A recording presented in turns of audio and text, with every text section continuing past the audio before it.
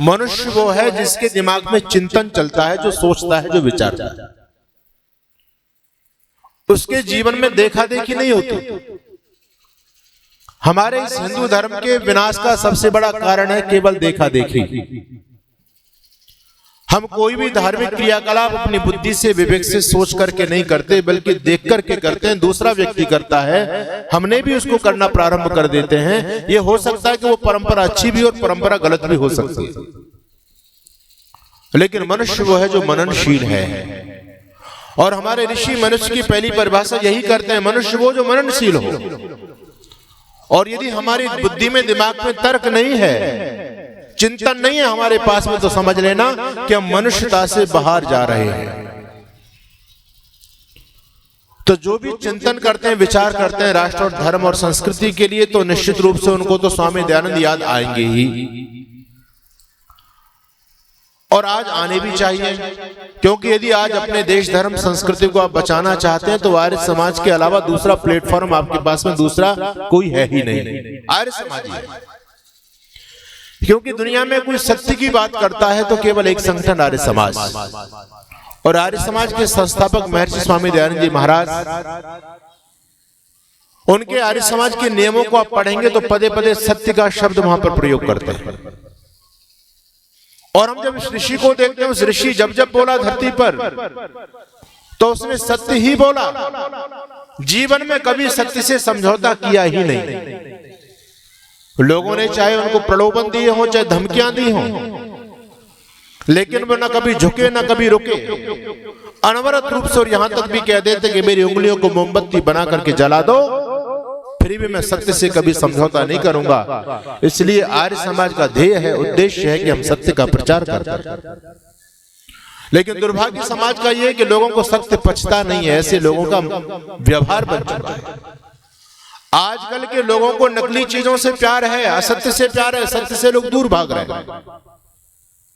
क्योंकि व्यक्ति का जीवन ही प्राय नकली होता चला जा रहा है। हर चीज दुनिया में नकली बन रही है, तो आदमी भी आज का नकली होता चला जा रहा है। असली चीज उसको प्रिय नहीं है। आप लोग देखते हैं, घरों में हम जाते हैं तो घर में मंदिर होता है, मंदिर के अंदर गाय भी होती है। जिसका जैसा सामर्थ्य, कोई चांदी की गाय रखता है, कोई पीतल की रखता है, कोई पत्थर की भी रखता है। घर के अंदर जो मंदिर है, मंदिर के अंदर जो नकली गाय है, उस गाय को घर का मालिक और मालिकिन दोनों समय उसकी पूजा करते हैं।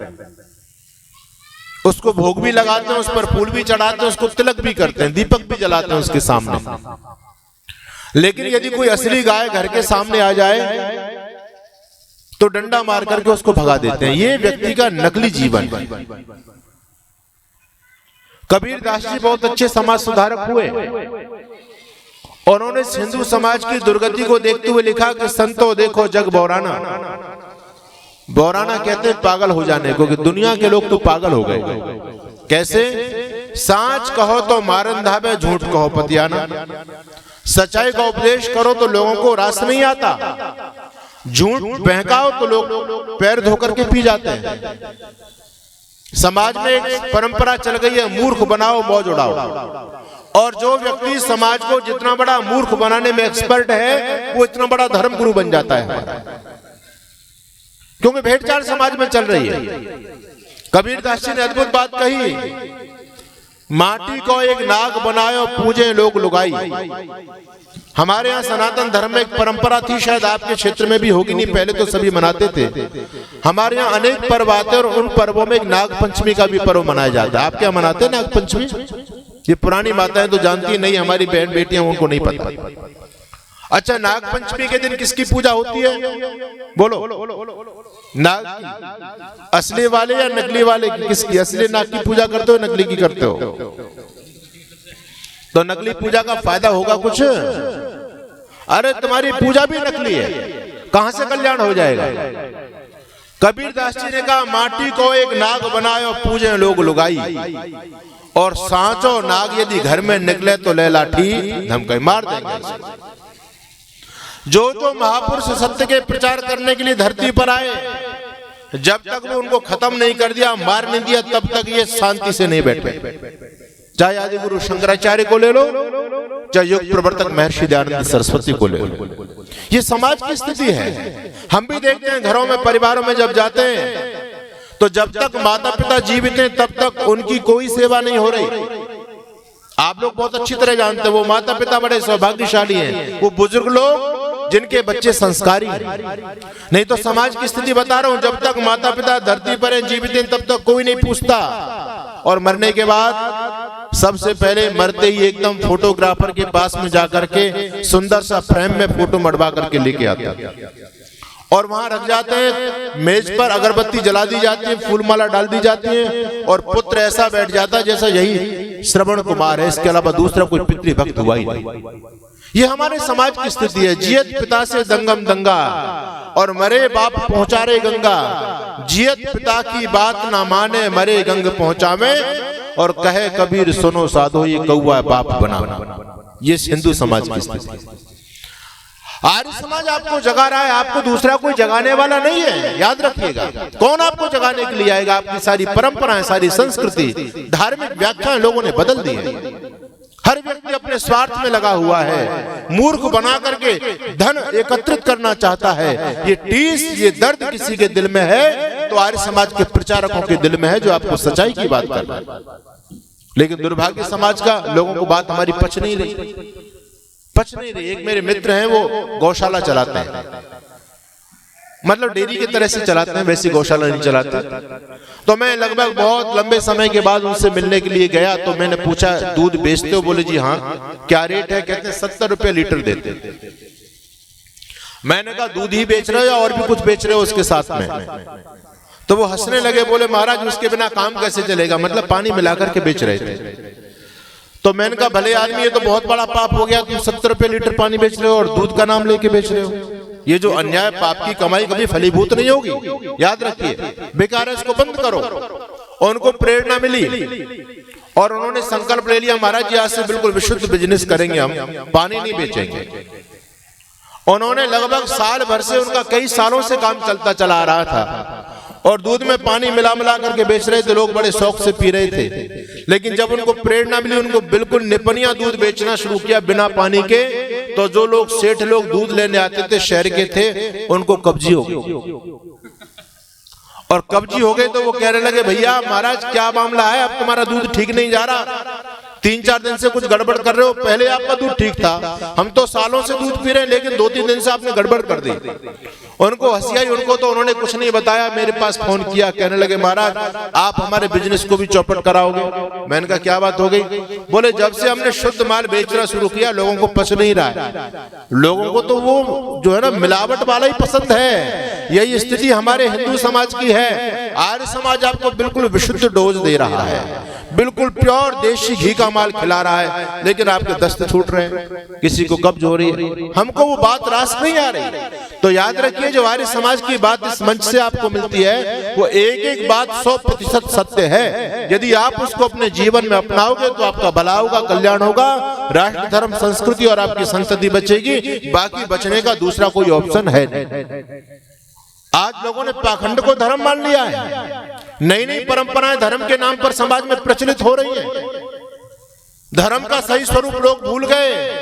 धर्म की बस ऊपर पैकिंग लोगों ने की और अंदर लोग अपना माल भर करके बेच रहे हैं और धर्म के नाम से आपको उल्लू बना रहे हैं।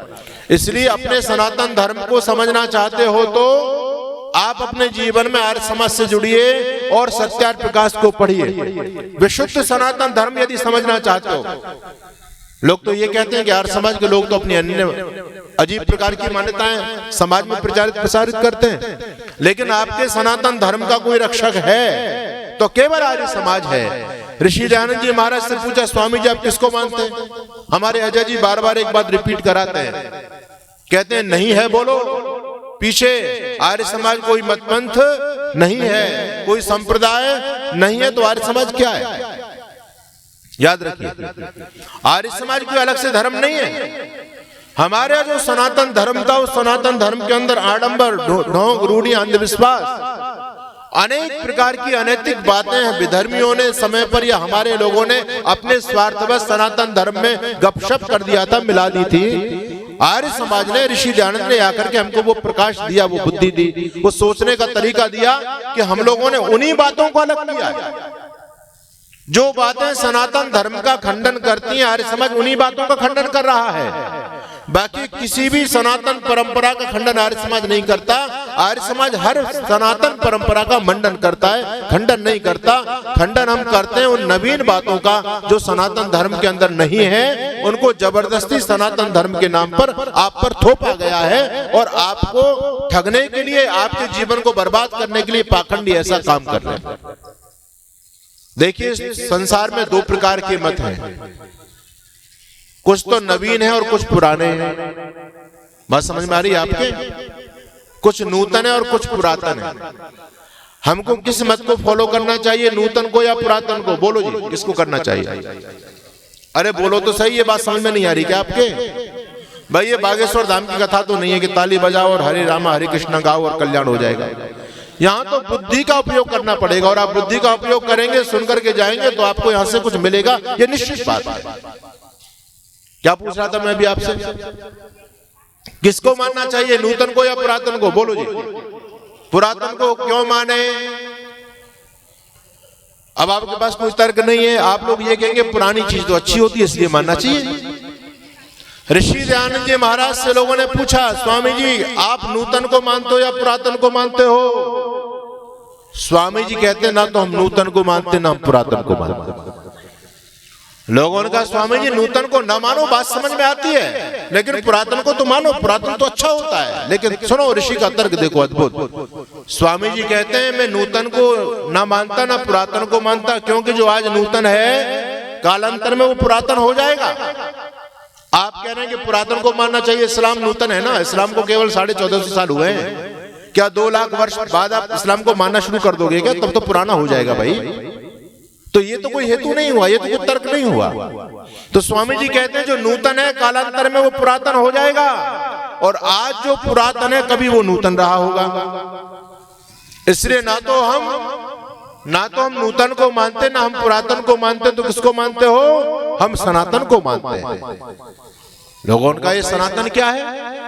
हम तो आज तक यही समझते चले आए कि जो पुराना है वो सनातन है। अच्छा आप लोग क्या मानते हो जी? सनातन का मतलब बोलो। अरे कुछ तो जवाब दो। या केवल यही कह रहे हम सनातनी, गर्भ से गो हम सनातनी है, गर्भ से गो हम हिंदू है।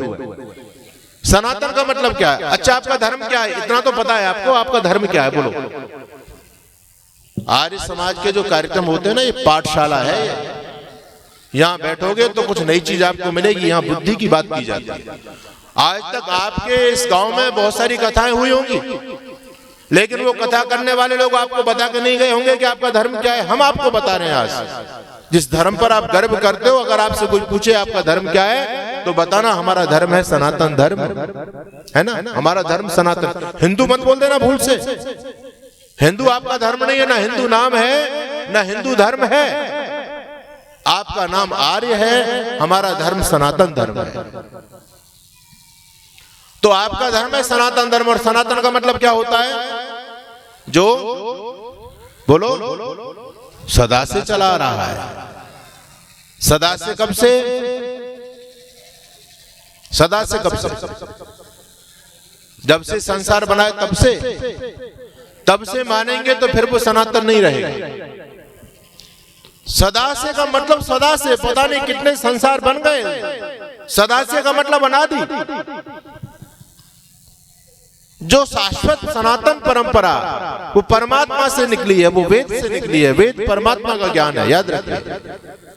तो वेद का जो सिद्धांत है वो सनातन है, और आर्य समाज वेद के सिद्धांत को लेकर के चलता है। आर्य समाज के अंदर स्वामी दयानंद का अपना कोई मत नहीं है, स्वामी दयानंद का दिया अपना कोई सिद्धांत नहीं है। यहाँ हर सिद्धांत वेद का है। आश्चर्य की बात है। जो भी चाहे, ईश्वर को हम किस रूप में मानते हैं? लोग तो कहते हैं आर्य समाज नास्तिक होते हैं।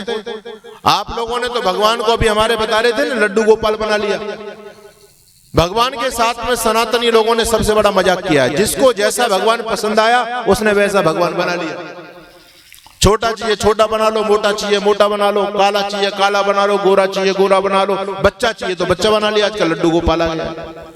अच्छा, भगवान कोई आपके हिसाब से बनने वाली चीज है क्या? लेकिन आपको मूर्ख बनाया जाता गया अब तक। यहां तो लोग ये कहते हैं कि भैया ये तो भावना का खेल है, जाकी रही भावना जैसी, हरी मूरत देखी तिन तैसी। बेवकूफी की बात है, बेबुद्धि की बात है। ऐसा कैसे हो सकता है भाई? भावना से क्या कोई चीज बदल जाएगी? मैं इस तख्त को एरोप्लेन मान लूं तो कल मुझे कलकत्ता जाना तो उस तख्त पर चढ़ करके कलकत्ता पहुंच जाऊंगा क्या मैं? अरे भाई मैंने तो इसको विमान मान लिया, तो क्या विमान बन गया? इस माइक को मैं रिवाल्वर मान लूं तो रिवाल्वर बन जाएगा ये? तो मानने से क्या होता है? अब तक आपको धर्म के नाम पर लोगों ने बौद्धिक गुलामी दी है और आपको ऐसे लोग ऐसे ऐसे दृष्टांत बना दिए, ऐसे मनोहर भजन बना दिए, लोग बस गा रहे हैं, सोच नहीं रहे। एक भजन बहुत चलता है, भगत के वश में है भगवान, खूब आप लोगों ने भी गाया होगा, सुना होगा।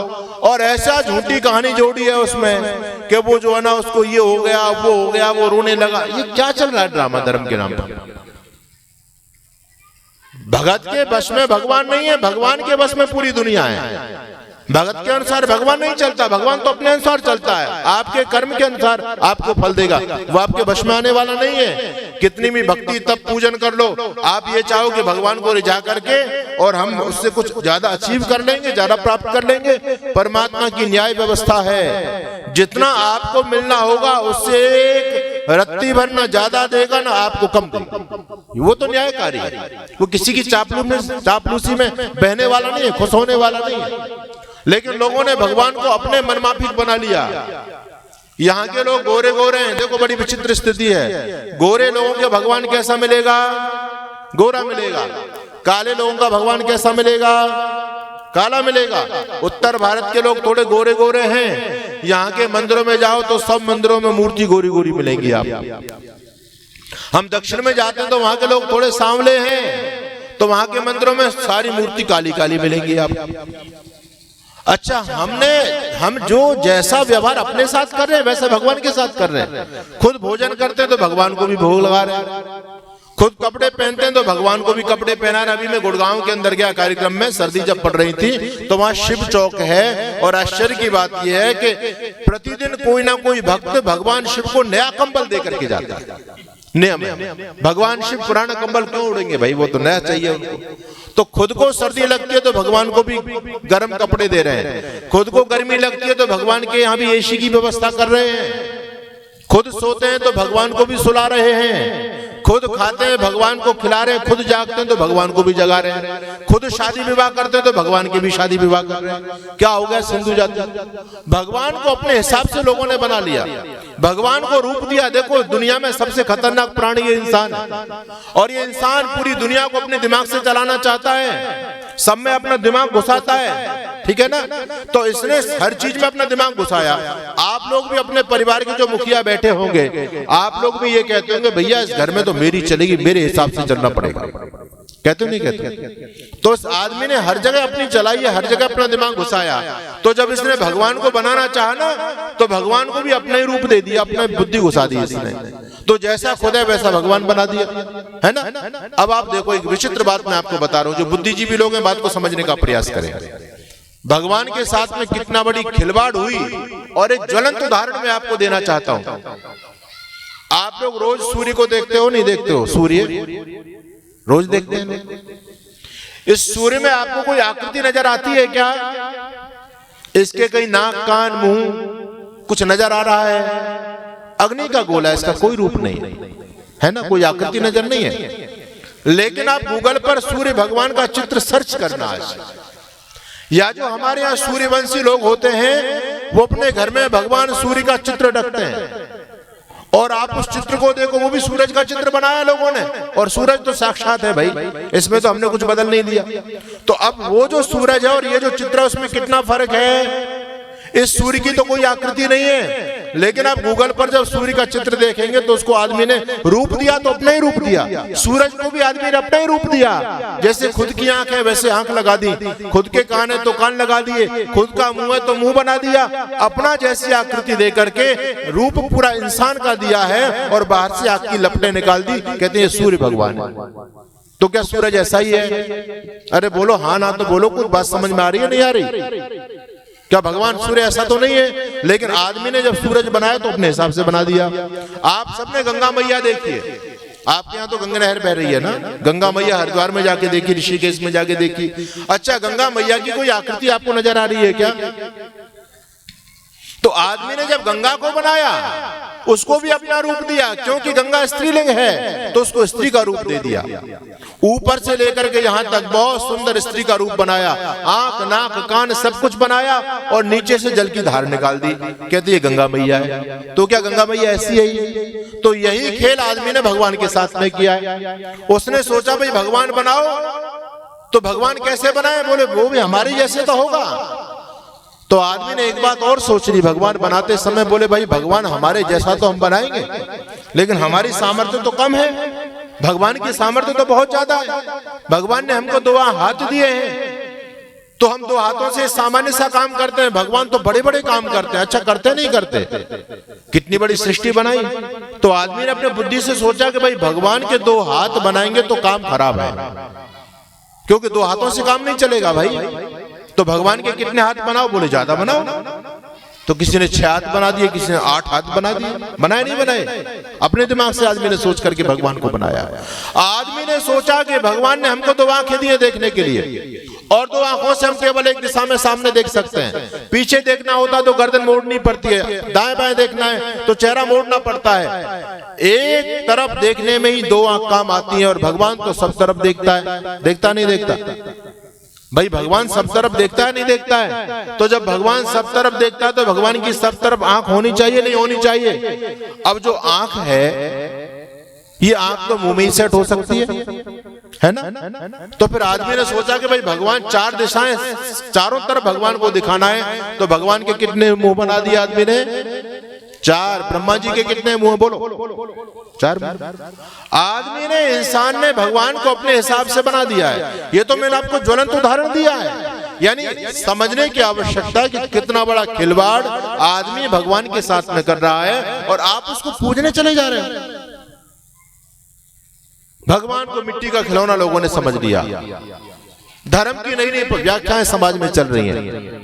तो आपको यदि ईश्वर का सही स्वरूप समझना जो वेद में बताया गया है ना, वेद की बात तो सब करते हैं, हमारे पौराणिक भाई बंधु भी कहते हैं ऐसा वेद में है, वेद में है, लेकिन वेद में वो है नहीं। लोग वैसे वेद के नाम से आपको बहकाने का काम कर रहे हैं, क्योंकि वेद के प्रति भारतीय जनमानस की श्रद्धा है, वेद परमात्मा की वाणी है, इसलिए लोग अपने घर की बातों को वेद का लेवल चिपका करके आपको सौंप रहे हैं। वेद में ये बातें हैं ही नहीं। तो यदि आप वेद के नॉलेज को जानना चाहते हो, आपने संस्कृत नहीं पढ़ी, अरे हिंदी तो जानते हो, तो सत्यार्थ प्रकाश ऋषि दयानंद ने दे दिया अद्भुत ग्रंथ, उसमें सारे सनातन धर्म का निचोड़ दिया है। और यदि आपने सत्यार्थ प्रकाश पढ़ लिया तो दुनिया में देखो कोई पाखंडी आपको बहका नहीं पाएगा, कोई विधर्मी आपके बच्चों को बहका करके धर्मांतरित नहीं करा सकता, पक्की बात है। मैं एक दिन सोच रहा था, इस दुनिया में धर्मांतरण का बड़ा दौर चला है बहुत, और आज भी चल रहा है। हजारों की संख्या में रोज लोग धर्मांतरित हो रहे हैं। गीता पढ़ने वाले, रामचरितमानस का पाठ करने वाले, हनुमान चालीसा पढ़ने वाले खूब धर्मांतरित हो रहे हैं, लेकिन मेरे संज्ञान में आज तक ऐसा उदाहरण नहीं आया जो सत्यार्थ प्रकाश पढ़ने वाला धर्मांतरित हो गया हो। बोलो, आपने सुना कहीं? आखिर क्या विशेषता उस सत्यार्थ प्रकाश के अंदर? जिस व्यक्ति ने पढ़ लिया वो धर्म के लिए गर्दन कटा सकता है, लेकिन कभी किसी प्रलोभन के चलते धर्म परिवर्तन नहीं कर सकता। वीर सावरकर कहते हैं कि सत्यार्थ प्रकाश जिसने पढ़ लिया उसके सामने कोई व्यक्ति अपने धर्म की शेखी भी नहीं बिगाड़ सकता।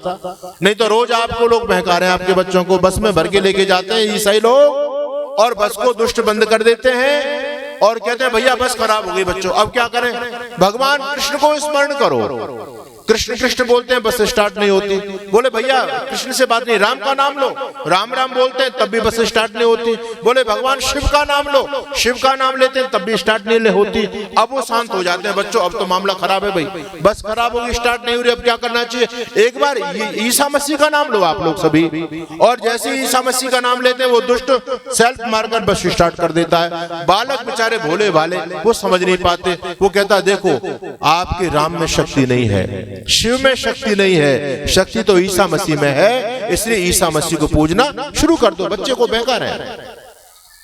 तो ये नॉलेज आपको होनी चाहिए बच्चों को बचाने के लिए। आर्य समाज काम कर रहा है धर्म के लिए, संस्कृति के लिए, राष्ट्र के लिए। हर क्षेत्र में चुनौती हमारे सामने है और ऋषि दयानंद जी महाराज ने हर क्षेत्र में अद्भुत क्रांति की है, हर क्षेत्र में काम किया है। तो मैं ज्यादा समय का अतिक्रमण नहीं करूंगा, समय मेरा पूरा हो चुका है। मैंने अपने संक्षिप्त सी बातों में आपको यह समझाने का प्रयास किया कि आपको यदि अपने आप को बचाना है, अपने बच्चों को बचाना है, देखो आने वाला समय बहुत भयंकर है। याद रखिए आपकी संतान सुरक्षित नहीं है, आपके बहन बेटियों की इज्जत सुरक्षित नहीं है, ये देश धर्म ये संस्कृति सुरक्षित नहीं है, और वो लोग आपके आसपास पूरी तरह से जाल बिछा चुके हैं। याद रखना, बच नहीं पाओगे, कितनी भी धन संपत्ति कमा लो, सब पर अधिक आधिपत्य लोगों का होने वाला है। ऐसा लोगों ने होमवर्क कर लिया है। मैं आपको जगाना चाहता हूं, विकल्प केवल एक आपके पास में है। आर्य समाज, आर्यवीर दल को खड़ा कीजिए, बच्चों को गुरुकुलों में पढ़ने के लिए भेजिए यदि अपने धर्म संस्कृति को बचाना चाहते हो, बाकी बचने का दूसरा कोई ऑप्शन नहीं है। 100 से अधिक देशों में देखा जाने वाला सर्वाधिक लोकप्रिय